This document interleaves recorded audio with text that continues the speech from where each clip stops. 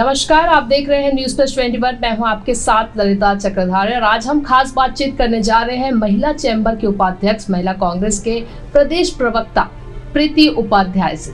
तो बहुत बहुत स्वागत है मैम आपका हमारे चैनल में। नमस्कार। सबसे पहला सवाल आपसे कि बिजनेस वीमन दूसरे महिला उद्यमी को भी आगे बढ़ाने का काम आप करती हैं, तो बैंकिंग से लेकर राजनीति तक और गृहस्थी से लेकर सामाजिक सक्रियता और 2 महत्वपूर्ण किताबें आप लिखने तक, इतनी उपलब्धि के बाद सबसे पहले समय प्रबंधन के बारे में कुछ बताएं कि कैसे इतना कुछ अचीव कर पाए आप। देखिए, टाइम मैनेजमेंट तो ऑफ कोर्स बहुत इंपॉर्टेंट रहता है। उसके साथ साथ 2-3 चीज़ें इंपॉर्टेंट होती हैं कि आप क्या अचीव करना चाहते हो। विल पावर का बहुत बड़ा रोल रहता है हमेशा। जो आप करना चाहते हो, अगर आपके मन में विचार है कि मुझे ये अचीव करना है, तो इतना डिफ़िकल्ट भी नहीं होता है। और इसके साथ साथ बहुत इंपॉर्टेंट एक पार्ट होता है फैमिली का सपोर्ट, अपना एक सपोर्ट सिस्टम पूरा, जिसमें फैमिली सबसे इम्पॉर्टेंट होता है ऑफ कोर्स। और उसके अलावा भी कुछ सपोर्ट सिस्टम और चाहिए होते हैं, आपके फ्रेंड्स भी होते हैं उसमें, और आप जिन लोगों के साथ काम करते हैं वो भी शामिल होते हैं। तो एंटायर जो सपोर्ट सिस्टम मिल करके आपको एक जो माहौल बनता है, उससे ही ये आप मेरे लिए आप पूछेंगे तो मेरे लिए भी या किसी के लिए भी तभी पॉसिबल होता है इस तरह कुछ भी अचीव कर पाना। जी, आप एक फेमिनिस्ट भी हैं। ये बताएं कि भारत में महिलाएं आर्थिक तौर पर सशक्त तो हुई हैं, पर राजनीति में क्या महिलाओं ने अपने उचित स्थान को प्राप्त किया है? आप क्या सोचते हैं? बिल्कुल भी नहीं। आधी आबादी 50% पॉपुलेशन है जब महिलाओं का, तो महिलाओं को जो प्रतिनिधित्व है, जो रिप्रेजेंटेशन है, वो भी 50% होना चाहिए। लेकिन बहुत दुख की बात है कि मुश्किल से 10-12% में सिमट के रह जाते। छत्तीसगढ़ में तो फिर भी स्थिति थोड़ी बेटर है, बट अगर दूसरे स्टेट्स का देखें और नेशनल में पार्लियामेंट में देखें तो भी ये स्थिति कोई बहुत अच्छी नहीं है। इस विषय पर बहुत कुछ किया जाना बाकी है, और इसमें सबसे महत्वपूर्ण रोल पॉलिटिकल पार्टीज़ की तो है। अगर आप देखें तो कांग्रेस ने इनफैक्ट इसके लिए बिल पेश किया भी जब यूपीए सरकार थी तब, हालांकि वो पास नहीं हो पाया, बिल नहीं बन पाए। लेकिन उसके बाद फिर से सोनिया गांधी जी ने कई बार प्रधानमंत्री जी को पत्र भी लिखा है कि आरक्षण, महिलाओं का आरक्षण होना चाहिए एमपी एंड एमएलए इलेक्शंस जो होते हैं, विधानसभा और लोकसभा के इलेक्शंस में।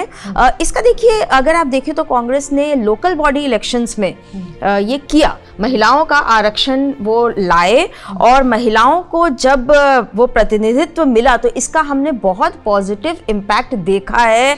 हम महिलाओं को सरपंच बनते देखे, महिलाएं जब आगे बढ़ी तो उनका डिसीजंस सामने आने लगा और बहुत काम हुए हैं लोकल बॉडी लेवल पर।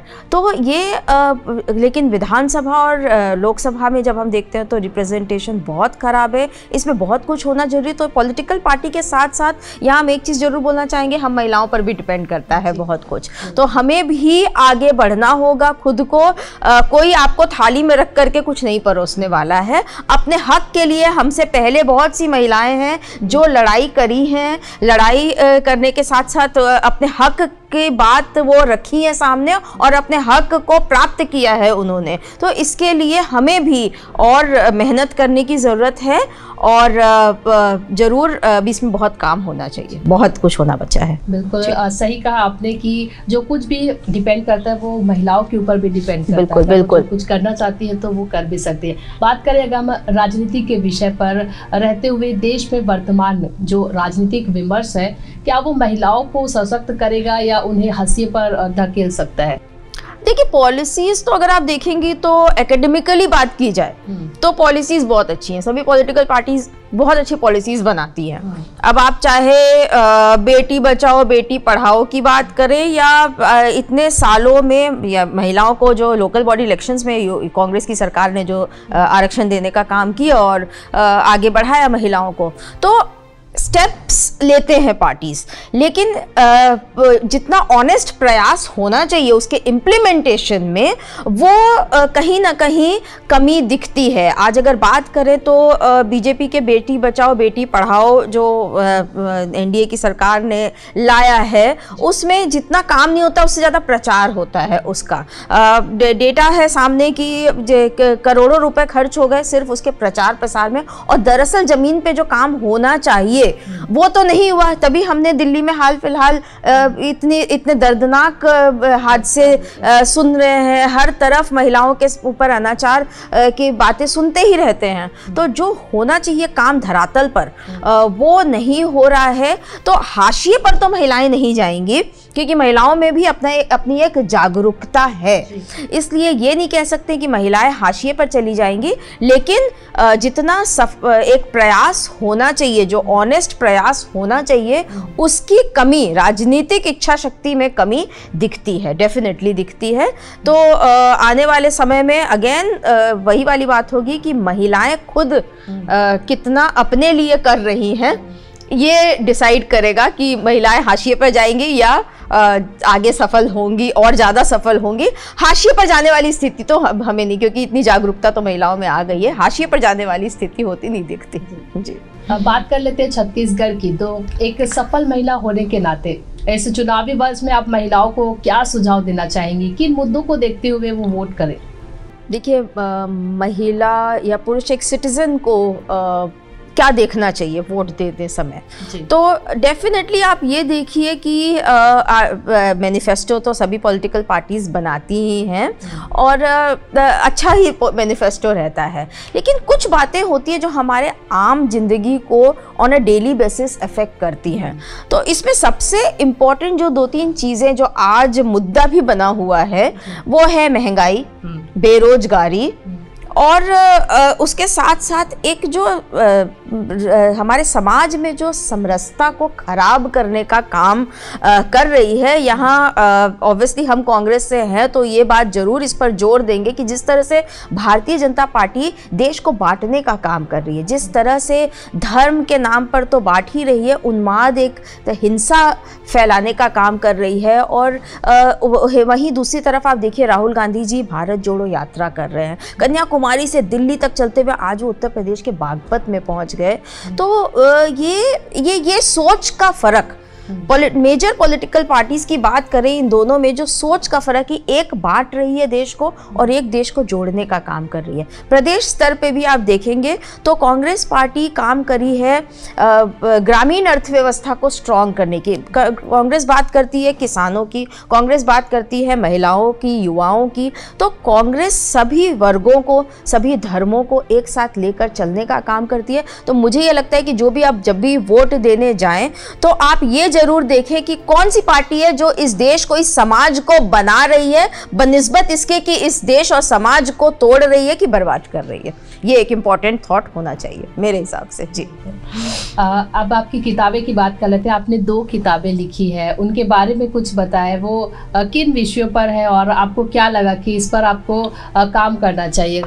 देखिए, सबसे पहला किताब जो हमने लिखा वो है झीरम का अधूरा सच। झीरम घाटी की जब घटना हुई तो हम बैंकिंग से बैंक में थे उस वक्त और मैटरनिटी लीव लिए हुए थे। बेटी हुई थी, मेरी छोटी सी थी, और उस वक्त ये घटना मार्च में हुई और मई की घटना है। 2 महीने की मेरी बेटी थी मुश्किल से, और ये घटना एक ऐसी थी जो शायद आप भी उस वक्त टीवी पर आंख गड़ा करके देख रहे थे हम लोग कि आखिर हुआ क्या। पूरा छत्तीसगढ़ सदमे में था उस दिन, और हम भी उसमें अछूते नहीं थे। हमारे परिवार के भी लोग थे उस वक्त वहाँ उस यात्रा में शामिल थे, जिनका कोई खबर नहीं मिल रहा था। उसके बाद फ़ोन बात करने का दौर शुरू हुआ, सब एक दूसरे से खबर लेने की कोशिश करते, मगर 2-3 घंटे तक तो बिल्कुल सन्नाटा था, किसी को कुछ नहीं पता था कि हुआ क्या है। दरअसल कहीं कहीं कुछ ब्रेकिंग चल रहा था। तो ये इस घटना ने हमें एक तरह से झकझोर के रख दिया था।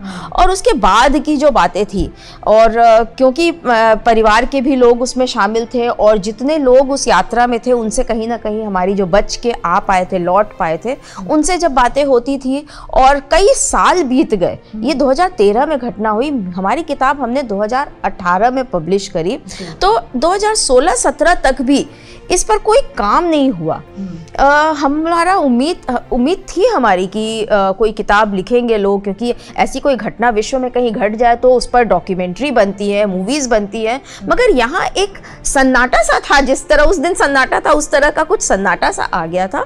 तो हमें लगा कि हमें लिखना चाहिए और हमने ये प्रोजेक्ट हाथ में लिया और हमने फिर एक फॉर्मल तरीके से सबसे जब बातें शुरू की तो इस किताब को हमने एक फिर रूप दिया और जब 5 साल पूरे हुए थे उस समय हमने इस बुक को रिलीज किया था 2018 में। तो इस तरह से पहला बुक ही जब लिखे तभी देखिए, झीरम की बात करें तो महेंद्र कर्मा जी का नाम तो अपने आप आता है। तो महेंद्र कर्मा जी के जीवन के बारे में उस वक्त ही इतना कुछ हमारे पास मैटर आ गया था। और आपको एक और बात बताए तो बहुत पहले की बात है, तकरीबन 2013 की ही दिसंबर या 2012 दिसंबर या 2013 जनवरी की बात है, जब कर्मा जी से एक बार मुलाकात हुई और वो घर पे आए चाय वाय पीते हुए, तो उनसे जिस तरह का मुलाकात हमारा था और उनके जीवन के बारे में उनसे जो बातें हुई थी, चर्चाएं हुई थी, तो ऐसा लगा कि उन पर भी एक किताब लिखी जानी चाहिए। और जैसा 2022 तक भी अगेन महेंद्र कर्मा जी पर भी कुछ नहीं लिखा गया, तकरीबन उनको गुजरे हुए 9 साल हो गए तब फिर हमने महेंद्र कर्मा जी के जब 2020 के आसपास हमने उस पर भी काम करना शुरू किया और इस तरह से ये 2 बुक हम अपने हस्बैंड के साथ मिल करके, को ऑथर हैं वो इसमें कुणाल शुक्ला जी, हम दोनों ने मिल करके ये दोनों किताबें लिखी जी।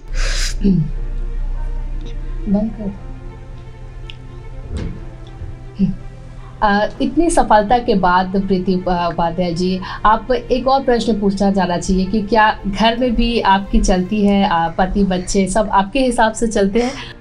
बिल्कुल नहीं, बिल्कुल भी नहीं। और अब तो बच्चे भी थोड़े बड़े हो गए हैं। बेटा मेरा हो रहा है 11.5 साल का, बेटी 10 की होने वाली है, तो अब बच्चे भी इतने बड़े हो गए हैं, पति तो खैर सवाल ही नहीं उठता। और ना ही हमें ऐसे देखिए, मतलब हमारे हिसाब से क्या, जब हम खुद पसंद नहीं करेंगे बिल्कुल किसी के हिसाब से चलना, तो वो चीज़ जो आप प्रश्न पूछ रहे क्या हमारे हिसाब से सब चलते हैं, तो नहीं, ऐसा नहीं है। लेकिन हाँ, हम लोग इस चीज़ में बिलीव करते हैं, म्यूचुअल रेस्पेक्ट होना चाहिए। तो ऐसा नहीं कि हमारी बात बिल्कुल नहीं रखी जाएगी या मेरे हस्बैंड या बच्चों की बात नहीं रखी जाएगी। हम हमेशा हर बात को हम चारों आपस में डिस्कस करते हैं। हर चीज़ में बच्चों को तो इन्वॉल्व नहीं करते हैं, मगर बहुत सी बातें में बच्चे भी इन्वॉल्व होते हैं। इतने बड़े बच्चे हो गए, समझदार हो गए हैं, तो मिली जुली कव्वाली रहती है सबकी, चारों की बिल्कुल। और ये बिल्कुल नहीं है कि हम जैसा चाहते हैं वैसा चल जाएगा, बल्कि ऐसा कई बार होता है कि हम जो चाहते हैं वो नहीं हो रहा होता है जैसा कि सभी घरों में होता है। हाँ, बिल्कुल सही कहा आपने। बिल्कुल। आप बैंकिंग सेक्टर से भी जुड़ी रही है, तो ये बताएं कि जो प्रदेश और देश की आर्थिक नीतियों के बारे में क्या विचार है, वो हमें कहाँ ले जा रही है इस वक्त? देखिए, प्रदेश की आर्थिक नीति को आप स्पेशली कंपेयर करिए देश की आर्थिक नीति से, तो 2014 के बाद से इस देश में आर्थिक उन्नति नहीं हुई है। चाहे वो जीडीपी आप मेजर करें या किसी भी पैरामीटर को देखें, तो देश की आर्थिक व्यवस्था, आर्थिक स्थिति जो रही है वो खराब हुई है। इसमें सबसे इम्पॉर्टेंट जो फैक्टर रहा है वो है डिमोनेटाइजेशन। भले ही सुप्रीम कोर्ट ने कल खारिज कर दिए सभी याचिकाओं को, लेकिन सच्चाई यही है कि डिमोनेटाइजेशन ने इस देश को बर्बाद किया। और उसके अलावा आप 2014 से अगर आप कोई भी ग्राफ देख लें तो देश की अर्थव्यवस्था नीचे ही गई है, कहीं किसी भी क्षेत्र में उन्नति नहीं हुई है उस तरह से। वहीं प्रदेश की बात करें तो बिल्कुल जो मॉडल लेकर के भूपेश बघेल जी ने जिस मॉडल को आगे बढ़ाया वो दरअसल गांधी जी का मॉडल है। महात्मा गांधी जी रूरल इकोनॉमी को स्ट्रॉन्ग करने की बात करते थे, ग्रामीण अर्थव्यवस्था को, और भूपेश जी ने एग्जैक्टली वही किया है। चाहे आप किसानों की कर्जा माफ़ी देखें, यानी किसानों को मजबूत करना, या आप राजीव गांधी किसान न्याय योजना देखें, जिससे कि कैश किसानों के हाथ में पहुंच रहा है, जिससे उनका परचेजिंग पावर बढ़ता है, जिसके कारण जब वो कंजम्पशन करते हैं तो पूरी तरह से अर्थव्यवस्था फलती फूलती है। या आप देखिए तो आदिवासियों के लिए पहले मात्र 6-7 माइनर प्रोड्यूस जो है वो खरीदते थे, वन उपज खरीदा जाता था सरकार के द्वारा। आज 65 वनोपज खरीदे जा रहे हैं, समर्थन मूल्य दिया जा रहा है। तेंदुपत्ता देख लीजिए, 2500 का 4000 प्रति बोरा कर दिया गया। तो ये जो पूरी चीज़ें हैं, बेसिकली कॉन्सेप्ट है कि रूरल इकोनॉमी को स्ट्रॉन्ग किया जाए। रूरल इकोनॉमी में ऑब्वियसली सबसे पहले किसान आते हैं और आदिवासी जो फॉरेस्ट पर डिपेंड करते हैं, वो कलेक्टर्स हैं, वो वनोपज इकट्ठा करते हैं और वो बेचते हैं। तो इनके लिए जो काम किया गया प्रदेश में, वो एक कारण है कि आज छत्तीसगढ़ में बेरोजगारी नहीं देखने को मिल रही है, जबकि देश के कंट्री के लेवल पे देखें तो आज हाईएस्ट लेवल पर बेरोजगारी है, महंगाई चरम सीमा पर है, पर यहाँ प्रदेश में बनिस्बत किसान खुशहाल है। तो ये जो बिल्कुल डिफरेंस है, देखिए सिर्फ क्रिटिसाइज करने के लिए नहीं कि वो भारतीय जनता पार्टी का इधर कांग्रेस का है, इसलिए आपको ये समझना होगा कि इससे पहले 2008 में जब पूरी दुनिया की अर्थव्यवस्था चरमरा गई थी, तब भी भारत उससे निकल आया। उसका मेजर कारण था, एक तो लीड करने वाले इकोनॉमिस्ट थे डॉक्टर मनमोहन सिंह, जो उस वक्त प्रधानमंत्री थे। वो समझते थे इकोनॉमी को, अर्थव्यवस्था को। साथ साथ में एक मेजर रीज़न स्टडीज़ में आया है कि हमारे देश में इनफॉर्मल इकोनॉमी है, यानी पक्के में काम होता है, प्लस वो बहुत कुछ कैश में लेन देन में काम होता है। और छोटे छोटे ठेले वाले और छोटे छोटे किराने दुकान वाले या छोटी महिलाएं अपने घर में सिलाई मशीन ले करके ब्लाउज सिलना या साड़ी फॉल पीको या छोटी छोटी ये चीज़ें होती हैं जो दरअसल देश को बनाती हैं। सिर्फ बड़ी फैक्ट्री से देश नहीं बनता, वो भी इम्पॉर्टेंट है, लेकिन ये चीज़ें देश को मजबूती प्रदान करती है। डिमोनेटाइजेशन ने ये कमर तोड़ दिया इस अर्थव्यवस्था का। जो ठेले वाले थे वो सब बंद करके बैठ, और उसके फॉलोड बाय लॉकडाउन, कोरोना के कारण अनप्लैन्ड लॉकडाउन, सिर्फ लॉकडाउन नहीं, अनप्लैन्ड लॉकडाउन के कारण हजारों मजदूरों को हमने देखा पैदल चलते हुए, भूखे मरते हुए। उनका पूरा जो काम करते थे वो सब ठप हो गया, और ये उनका जो कमर तोड़ दिया मोदी सरकार ने और उनकी नीतियों ने, तो उसका नतीजा देखिए दिख रहा है। महंगाई, आज पेट्रोल डीजल के दाम देख लीजिए, सिलेंडर 400 से 1200 पे पहुंच गए। या आप देखिए सबसे इम्पॉर्टेंट जो इंडिकेटर है, सबसे इम्पॉर्टेंट, रुपया डॉलर के मुकाबले कहाँ जा रहा है। किसी जमाने में किसी ने कहा था कि जब रुपया गिरता है तो उससे प्रधानमंत्री की गरिमा गिरती है। आज 83 पर पहुंच रहा है रुपया। इससे बुरे स्तर पे तो कभी रुपया था ही नहीं डॉलर के मुकाबले। तो पूरे दुनिया में हमारी स्थिति भारत की, जो 2010 वाले डेकेड में बात होता था कि हम टॉप 5 में पहुंचेंगे और टॉप 3 में पहुंचेंगे, उसकी बजाय आज हम लोग पीछे धकेले जा रहे हैं। तो ये उन केंद्र सरकार की आर्थिक नीतियों का फेलियर है पूरी तरह से। जी, एक और सवाल आपसे करते हैं कि एक आम आदमी के नज़रिए से कौन कौन से इकोनॉमिक इंडिकेटर्स हैं जिनको देखकर वो अपना वोट तय करे। जैसा हमने भी बात किया कि सबसे इम्पोर्टेंट तो आप देखिए कि महंगाई से आपको कहीं निजात मिलते दिख रहा है कौन सी पार्टी के पॉलिसीज से, या कौन सी पार्टी है जो महंगाई के आग में और झोंकने वाली है आपको। तो पेट्रोल डीजल के प्राइसेस किसने कंट्रोल किए, या कम से कम कच्चे तेल के दाम जब पूरे दुनिया में गिरे भी तो क्या हमारे देश में उसे कम किया गया कि नहीं, क्योंकि पेट्रोल डीजल से पूरी तरह से महंगाई पर डायरेक्ट इम्पैक्ट आता है। सिलेंडर रोज का चीज़ है, दिन दिन घरों में खाना बनता है, उस सिलेंडर का इस्तेमाल हर वक्त होता है वो आज 400 से 1200 अगर पहुंच गया, तो किस पार्टी की आर्थिक नीतियां इस तरह की हैं कि जिसकी वजह से इतना खराब प्रदर्शन हो रहा है। तो महंगाई एक बहुत महत्वपूर्ण मुद्दा होना ही चाहिए, बेरोजगारी उससे जुड़ा हुआ है, लेकिन इससे बड़ी बात समाज को कौन जोड़ रहा है और कौन तोड़ रहा है। धर्म के नाम पर, जाति के नाम पर और तमाम तरह के उन्माद फैलाने का काम जो पार्टी कर रही है, आप अपने आसपास में देखिए कौन से लोग हैं जो इस तरह की बातें कर रहे हैं और कौन सी पार्टी है जो भाईचारा की बात कर रही है, भाईचारा के साथ साथ प्यार मोहब्बत की बात कर रही है, एकजुट होकर रहने की बात कर रही है, देश के प्रगति में हाथ बटाने की बातें कर रही है। तो आप ये देख करके बिल्कुल आप खुद तय करिए कि किस पार्टी को आपको वोट देना चाहिए। बिल्कुल, और इस बात पर जागरूक होना भी जरूरी है कि हमें खुद ही समझ होना चाहिए कि कहाँ हम अपना जो कीमती वोट है वो हम कहाँ दें और कहाँ लगाएं। आगे बढ़ते हैं कि आप अभी आगे की अगर हम बात करें तो आने वाले सालों में आप कौन से ऐसे प्रोजेक्ट से जुड़ी हैं, आप फिलहाल किस विषय पर आपका काम हो रहा है? हाल ही में हमने Raipur art literature and film festival कराया, जिसमें बहुत बड़े बड़े सेलिब्रिटीज़ अनुराग बासु जी, चेतन भगत जी, सत्यव्यास जी, विजय विक्रम सिंह जी, ऐसे तमाम सेलिब्रिटीज़ हमारे साथ शामिल हुए थे, रायपुर की जनता से रूबरू हुए और उसमें फिल्म स्क्रीनिंग भी हुई। तो इसी का सेकेंड एडिशन हम बहुत जल्दी करने वाले हैं, Raipur art literature and film festival का। इसका एक थोड़ा डिफरेंट फॉर्मेट में हो सकता है और ये एक प्रोजेक्ट है जिसको हमने जो उठाया है, इस पर काम हो रहा है। और उसके अलावा जैसा कि आपने बताया बिज़नेस, तो हमारा बिज़नेस में काफ़ी कुछ और भी सोलर का वर्क जो चल रहा है, उस सब चीज़ों को ही आगे बढ़ाने का काम अभी कर रहे हैं। आप बिजनेस भी करती हैं साथ ही साथ, तो आप अपने बिजनेस में जो महिला उद्यमी है उनको भी आगे बढ़ाने का भी कार्य करती हैं, उनके बारे में थोड़ा बताएं। देखिए, महिलाओं को आगे बढ़ाने के लिए सबसे इम्पॉर्टेंट रहता है कि उन्हें कॉन्फिडेंस दिया जाए। महिलाएं सब कुछ कर सकती हैं। जिस तरह से घरों को संभालती हैं हमारी महिलाएं, जो गृहिणी होती हैं, वो मल्टीटास्किंग में एक्सपर्ट होती हैं। उन्हें फाइनेंशियल मैनेजमेंट आता है, उन्हें टाइम मैनेजमेंट आता है। ज़रूरत होता है उस कॉन्फिडेंस का कि हम ये भी कर सकते हैं, जो उन्हें बताया जाता है हमेशा कि ये तुम्हारा काम नहीं है। उसकी बजाय उन्हें वो कॉन्फिडेंस दिया जाए कि ये भी आपका काम हो सकता है और आप बिल्कुल कर सकती हैं अगर आप चाहें तो ये कॉन्फिडेंस देने का काम हमारी कोशिश ये रहती है कि ज़्यादा से ज़्यादा विमेन को इस फोल्ड में लाया जाए। और कुछ छोटी छोटी चीज़ें होती हैं जो उन्हें समझ उस वक्त, क्योंकि उन्होंने बिज़नेस कभी किया नहीं है तो नहीं होता है, तो उन्हें वो जो डाउट्स होते हैं वो क्लियर करना।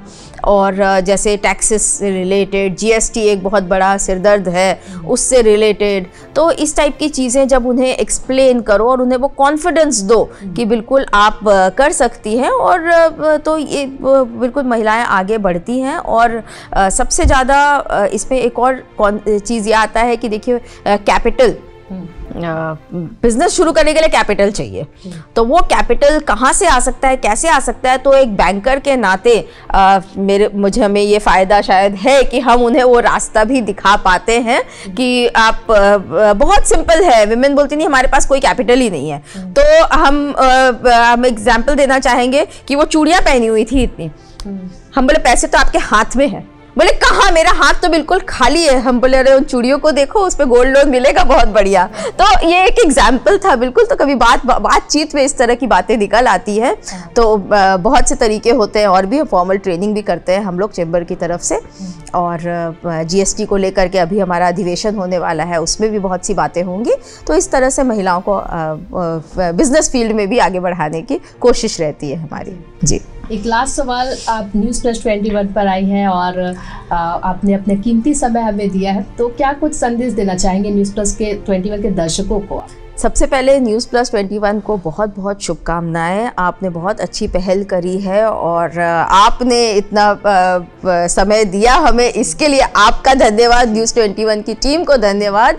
और न्यूज़ 21 के दर्शकों को हम यही देना चाहेंगे कि चैनल वही देखिए जो आपको सच दिखाए और खबर को खबर की तरह दिखाए, और जो समाज में जहर फैलाने का काम ना करे, तो न्यूज़ 21 देखते रहिए। जी, तो बहुत बहुत धन्यवाद प्रीति उपाध्याय मैम आज हमारे साथ थी, जो कि महिला चैम्बर की उपाध्यक्ष है, महिला कांग्रेस की प्रदेश प्रवक्ता है, साथ ही एक बिजनेस वुमन भी है और जो दूसरे महिला उद्यमी उन्हें आगे बढ़ाने का काम भी वो लगातार कर रही है, साथ में लेखन का कार्य भी ये कर रही है, बैंकिंग से भी जुड़ी है। और हमने खास बातचीत आज की और जाना कि किस तरह से महिला जो है वो भी राजनीति में आ सकती है, महिला बैंकिंग में आ सकती है, किस तरह से महिला जो है वो आगे बढ़ सकती है, कहाँ हम वोट तय करें, कहाँ किसे वोट देना चाहिए, किस तरह से जागरूक होकर हमें अपना वोट तय करना चाहिए। ये सारी बातचीत आज हमने प्रीति उपाध्याय जी से की है और बहुत ही खास जानकारी आज आपने हमें दी और हमारे दर्शकों को भी दी। इसका बहुत बहुत आपका धन्यवाद। धन्यवाद आपका, धन्यवाद। तो इसी तरह से हम आपको लगातार हर एक क्षेत्र से अपडेट कराते रहेंगे। आप बस बने रहिए हमारे साथ न्यूज़ प्लस 21 पर।